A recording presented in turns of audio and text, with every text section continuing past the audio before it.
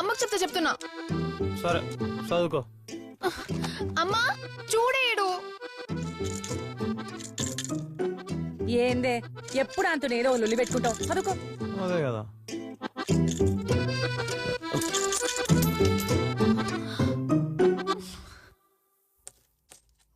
అందులో ఎప్పుడైనా డబ్బులు ఇష్టం ముఖమారా నీది? వేసిన వాళ్ళు తీయాలని ఏమన్నా రూల్ ఉన్నదే? ఇగో చాయ్ తీసుకో. ఇగో ఈ ఫోటోలు చూసినావు ఎట్లొచ్చినాయో? ఈ ఫోటోలు దీనికి మస్తు కష్టపడ్డానే.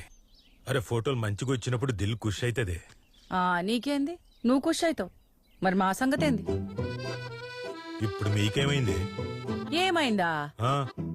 మమ్మల్ని బయటికి ఎప్పుడు తీసుకెళ్ళినావు గుర్తున్నదా? అంత కష్టపడకు, మాకు కూడా గుర్తులేదు. ఇగో ఈ పండక్కి షాపింగ్ తీసుకోవాలి చూడు. షాపింగా? అగ్గో ఈ ఫోటో స్టూడియో మీద నాకు నెలకొచ్చేటిదే 5-6 వేలు. అండ్లా లోనికి 1000 రూపాయలు కట్టింగు, చిట్టి పైసలకు 1000 రూపాయలు కట్టింగు. ఇక నా చేతిలో మిగిలేది 3000. అండ్లా పిల్లల ఫీజులు, పాలు, కూరగాయలు, బియ్యం లిస్ట్ నాకు కూడా తెలుసు. ఎన్నిసార్లు చెప్తావు? మళ్ళా చెప్తా ఇను. అగో చూడు నా బండి, దానికి పెట్రోల్, అప్పుడప్పుడు దానికి ఎక్స్ట్రా రిపేర్లు, ఎక్స్ట్రా ఖర్చులు. ఈ పండగ కూడా షాపింగ్ లేదంటావు. నమస్తే ప్రసాద్ గారు.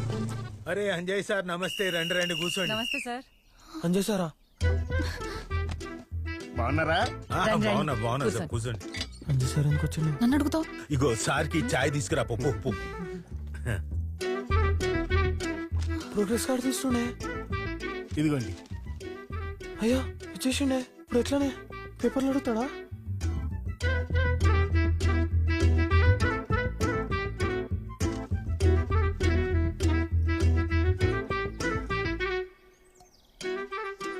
అరే శ్రీకాంత్ ఇటు రారా.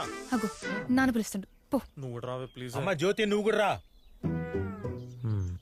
దా మంచిగా. మంచిగుందమ్మా చాయ్. Good morning sir.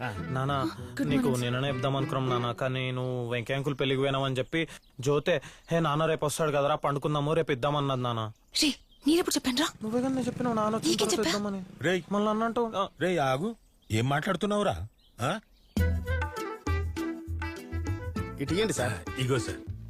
సార్ మా శ్రీకాంత్ గారికి పాలసీ సార్. ఓ శ్రీకాంత్ కా పాలసీయా?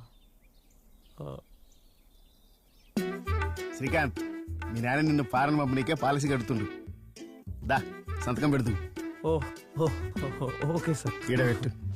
సరే సార్.